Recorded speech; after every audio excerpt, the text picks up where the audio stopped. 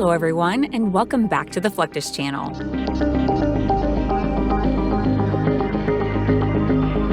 Parachutes are critical technology used to deliver personnel and cargo supplies.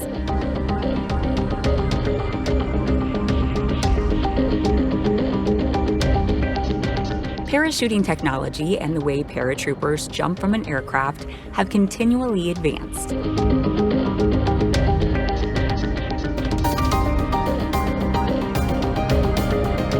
Today, the U.S. military uses various high-altitude parachuting methods to deliver military personnel, equipment, and other supplies from a transport aircraft via free-fall parachute insertion.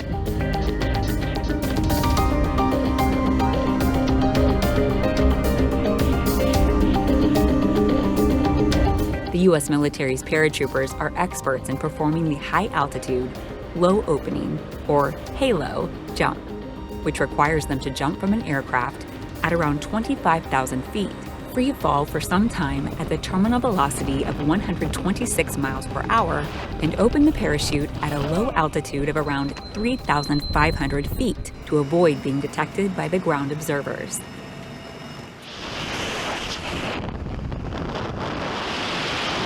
As parachutes are deployed at very low altitudes, accuracy is a key factor during the HALO jump.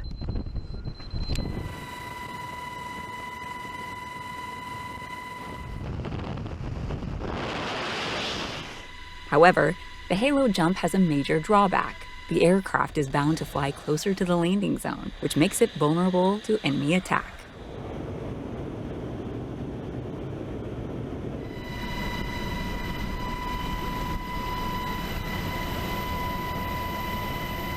Before hopping onto the aircraft, a crew of qualified instructors verifies each paratrooper's equipment.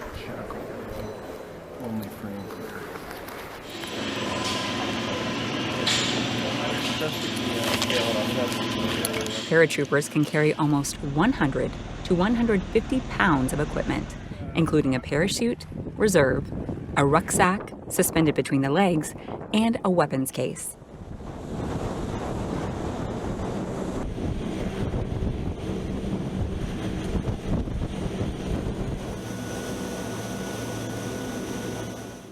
Inside the rucksack, the paratroopers carry communication devices, such as a radio, first aid kit, water, and food to survive for at least 72 hours after landing.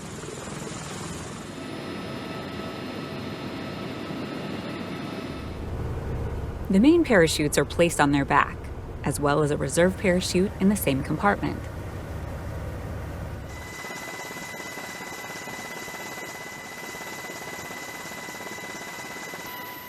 Additionally, paratroopers carry supplemental oxygen for any jump above 13,000 feet, which they use via specialized masks during the parachute descent.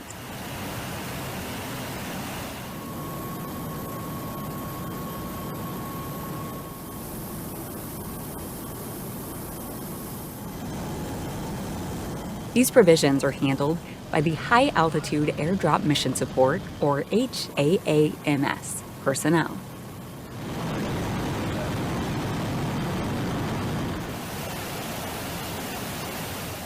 A specialized physiology technician, or PT, is responsible for looking out for any soldier suffering from hypoxia in flight or mid-air during a HALO jump and providing them immediate assistance.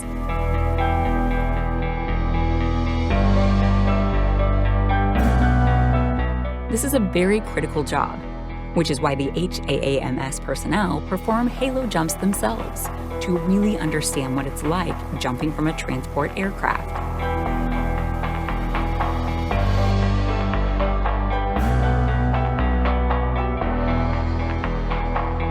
This way, they recognize the dramatic effects of pressure changes on the human body at high altitudes.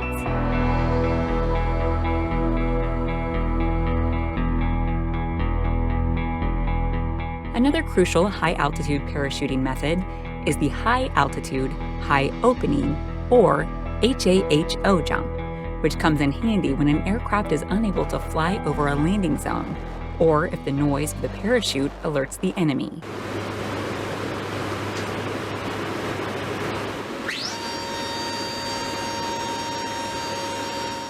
The main difference between the halo and hey-ho techniques is the distance at which the paratroopers open their parachutes.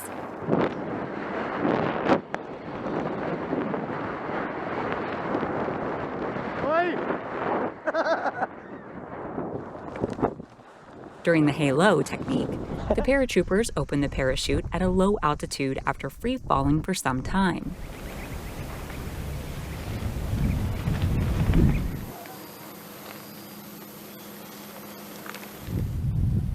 In contrast, the hey-ho technique requires the paratroopers to deploy their parachutes at very high altitudes right after exiting the aircraft.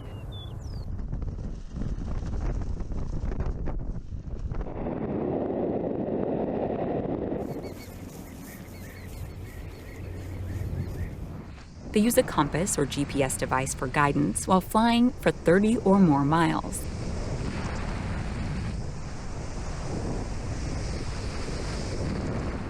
The hey-ho technique is usually performed by a team of paratroopers who form up in a stack while airborne with their parachutes.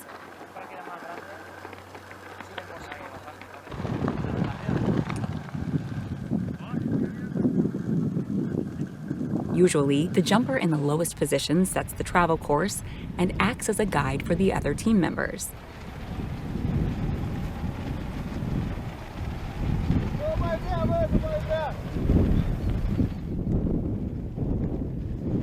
In order to quickly deploy a large number of troops into an area, the U.S. military uses a unique method involving a static line.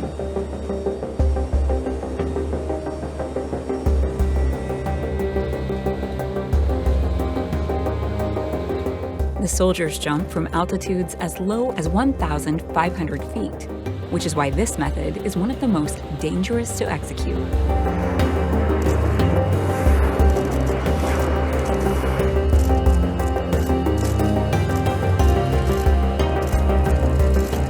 The parachute ripcord is attached to a static line running along the inside of the aircraft.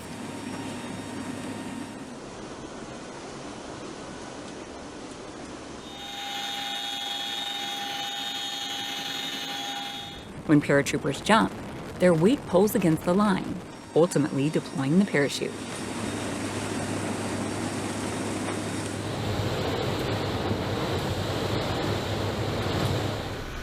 Moreover, the paratroopers' weight also breaks the smaller cords, allowing them to separate from the static line and easily guide toward the ground.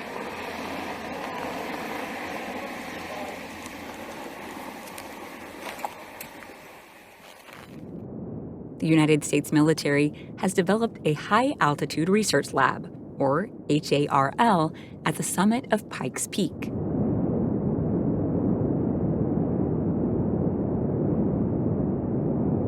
To the best of my knowledge, this is the highest research facility in the United States.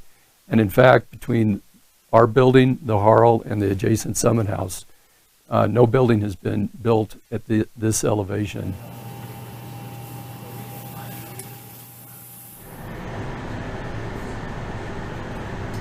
The United States Air Force has a scientific research and development detachment known as the Air Force Research Laboratory, or AFRL.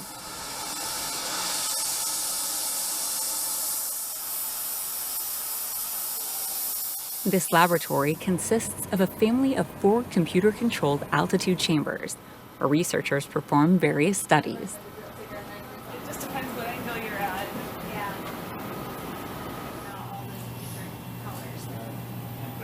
Temperature, okay. The paratroopers are kept in these chambers to ensure the durability of their equipment and determine the effects of altitude on their bodies.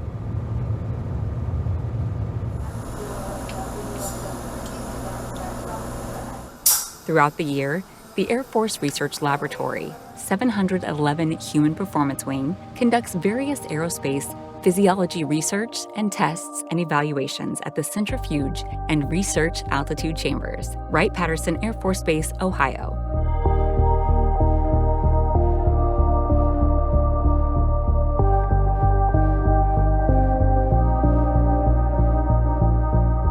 The The 711th HPW uses these facilities to evaluate new and advanced life support systems to combat gravitational pull and pressures at different altitudes.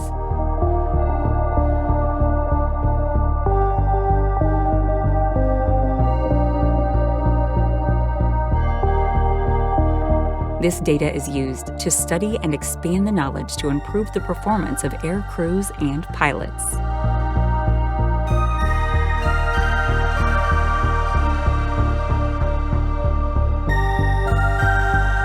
A paratrooper can reach high altitudes while traveling in a transport aircraft. However, it is still ordinary compared to altitudes reached by a pilot sitting in a U-2 spy plane.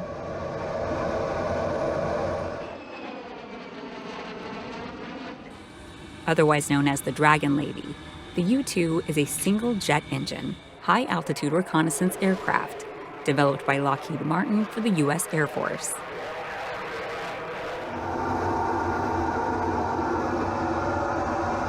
The U-2 is capable of gathering intelligence data and sending it back to the control room in real time.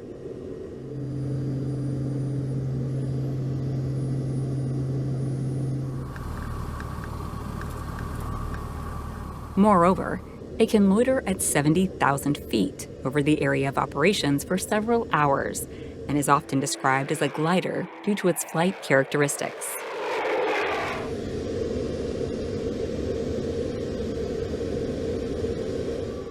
When the U-2 takes off and flies at 70,000 feet, it offers a unique view of the curve of the Earth.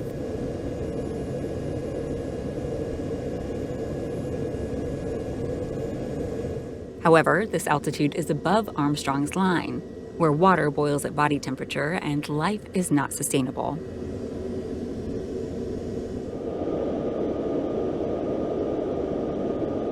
For this reason, U-2 pilots are required to wear a spacesuit, similar to what astronauts wear during shuttle missions.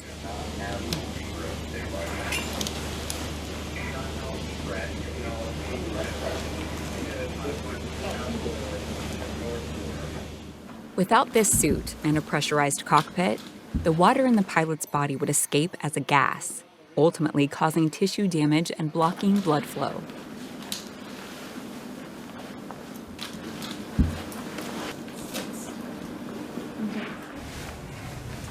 The suit can cause both physical and psychological turmoil for the pilots.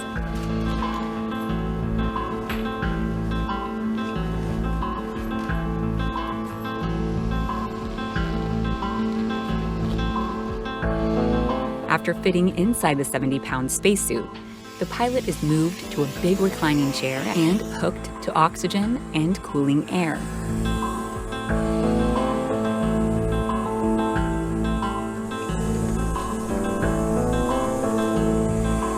The suit becomes pretty tight after getting inflated. Hence, it becomes impossible for the pilot to walk up the ladder and get into the cockpit of the aircraft.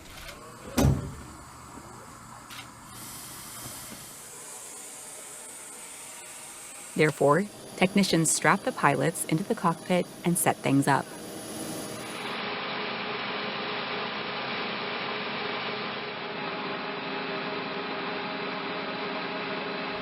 While taking off and flying the aircraft, the pilots don't feel any discomfort due to the task at hand. However, some pilots did report feeling an intense strain after landing.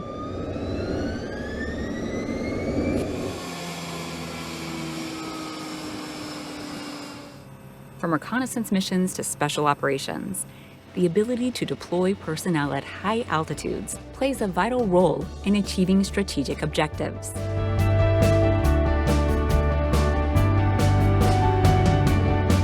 However, the success and safety of such operations depend not only on advanced equipment and techniques, but also on rigorous training and individual physiological readiness.